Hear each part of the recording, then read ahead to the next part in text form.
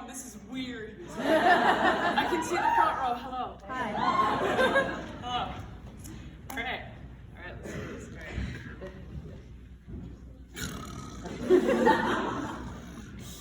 do this. Oh, my dear Jeffrey, how happy I was to learn that you applied to enroll in my manners class this year. Oh, I just know you'll love all the new little friends you'll meet and the many wonderful and interesting things you'll do and learn.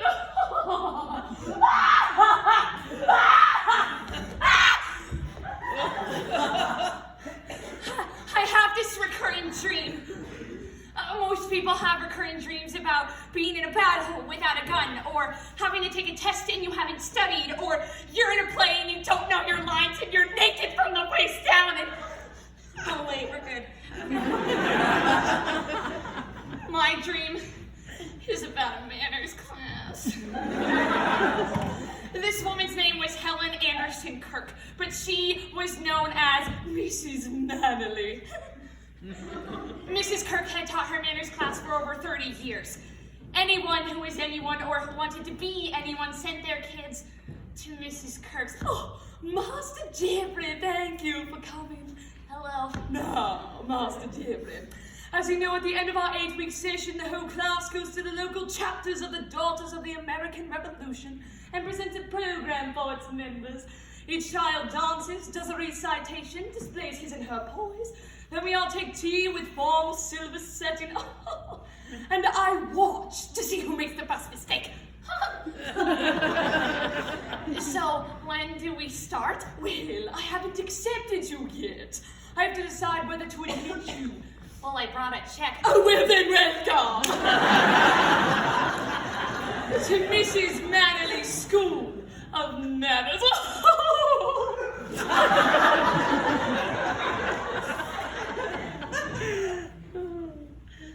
I am gross. Okay. There are many things in my life I could have seriously benefited from. Real friends, therapy, a dad, health insurance.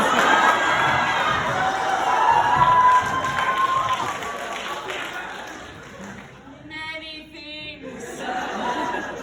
But I especially would have benefited from some manners classes. Take Helen Anderson Kirk, for example. This woman could have seriously whipped me into shape, much like she did to young Master Jeffrey Hatcher in the following selection. Etiquette, poise, and downright buffoonery in Mrs. Mannerly by Jeffrey Hatcher. Class, this is our newest student, Master Jeffrey Hatcher. Master Jeffrey, may I introduce to you Master Charles Raymond Thompson. Good afternoon, it's good to see you. And I think you know Master Ralph Katz. Put that away, Ralph. Now, let me introduce to you the ladies. This is Miss Kim McQuarrie. Good afternoon, Jeffrey. Oh, lovely. And last we have Miss Jamie Hauser. Hi. Hi, what? Hi. I hate you, Jamie! I'm gonna kill you. Yes! Now, at our presentation in the DAR, the first thing that we will be graded on is poise.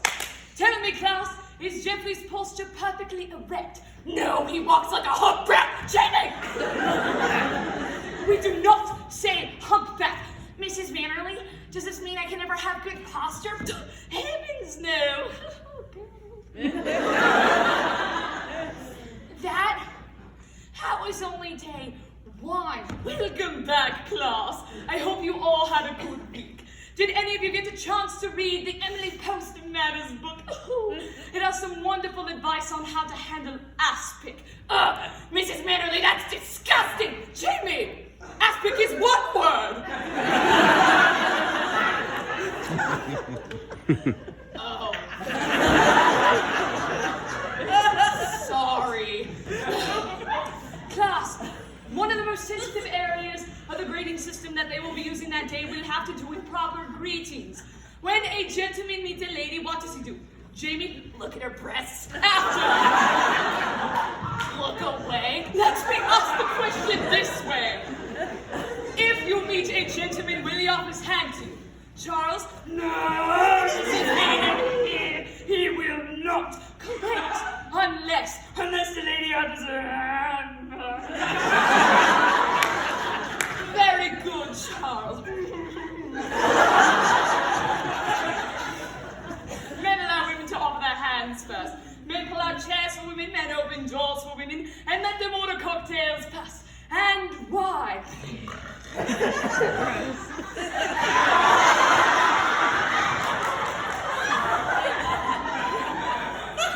Because men know that women have less power than men do. So we figure, let them sit first, let them go through the doors first, let them order the last menu first. We still run the stuff that matters. Very interesting, Ralph. And we want to have sex.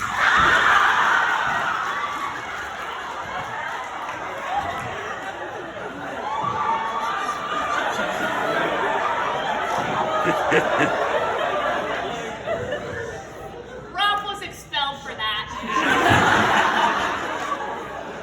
The writing was on the wall along with a trail of mucus. We had started as a class of 5, and now we were a class of 4. Ralph has left us, it is true. But his presence will stay with us. At least until the custodian can repaint the wall. But we must soldier on without him. Today we look at formal syllabus settings. Kim, perhaps you can demonstrate to the class the proper arrangement of cutlery. I'd love to, Mrs. Mannerly. And go. Well, moving from the outer edges of the placemat, left to right, salad fork, fish fork, meat fork, charger, meat knife, fish knife, butter knife, sorbet spoon, soup spoon, table plate, dessert fork, northwest corner, water glass, white wine goblet, brown wine goblet, champagne flute, coffee cup, and saucer. Very well. Now, oh, but Mrs. Mannerly, can I demonstrate the proper arrangement of cutlery to the class again? But you just did that. I know, but this time I wish to do it blindfolded. Oh, Kim, now, really. Mrs. Mannerly, I beg. All right. Is that too tight, Kim? Make it tighter!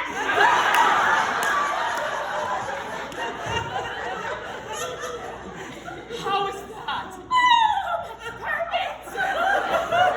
Now time me. Without the blindfold, I did it in 20 seconds. With the blindfold, I can do it in 10. Oh, Kim, now, really. Just tell me when to start, woman! And Kim had always been a whack job. But it came to her naturally. So right before Mrs. Mannerly threw the flag, I nudged the table setting in front of Kim an inch to the right. 1001, 1002, 1003, 1004, 1005. Done! What is there on the table? What? What did sabotage me? Said that my table setting wouldn't be perfect because they don't want me to win. Which one of you covets my victory? Don't be upset. I'm not absurd. I'm paranoid. Maybe it was you. Me? It was you, wasn't it? You did it because you said my mother would never accept a family like ours.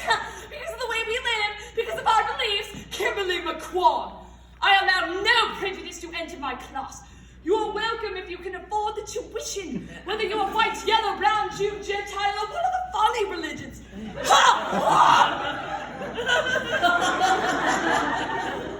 Kim attacked her with a tray. She even grabbed a melon ball and tried to scoop her to death. I blamed myself, of course, or rather, I took the credit. So by the next class, Class, I fear I have bad news. Kimberly McCall has left us. Now, let us move on to the art of dinner conversation. Jamie, when you and your family take your place in the dining room each night, what do you and your family talk about? we don't sit in the dining room. We have TV tables and watch the news while Dad yells at the TV. Well, surely you say something. Why don't you give Jeffrey and Charles some examples? Yeah. Okay. Sit down, you fat pig! I can't see the goddamn screen! Your mother was a drunk, your brother was a drunk, and you're a problem drinker! Mom, I swear she said she was 16! Well,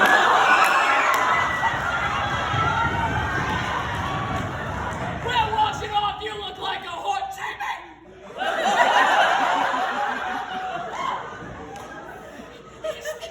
Is there anything that you and your family are not allowed to discuss? Now, it will come as no surprise to you that Jamie does not come back the next week.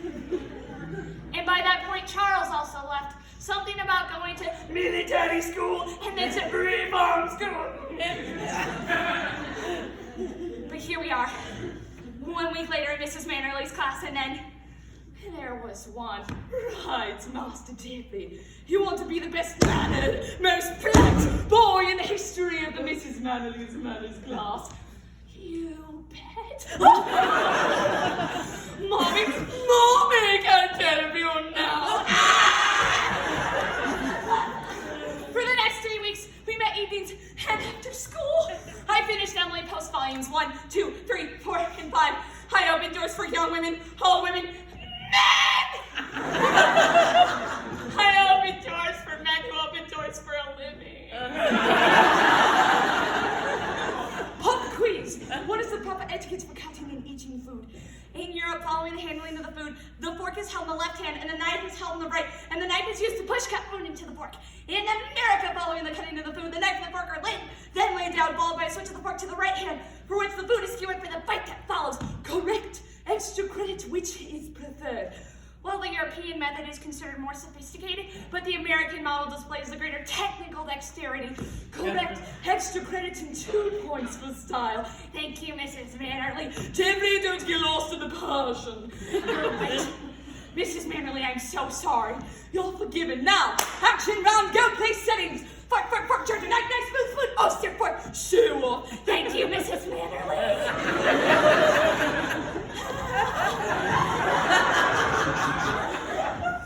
You're welcome, Master Jeffrey. Now, oh, my dear boy, are you ready to present your program?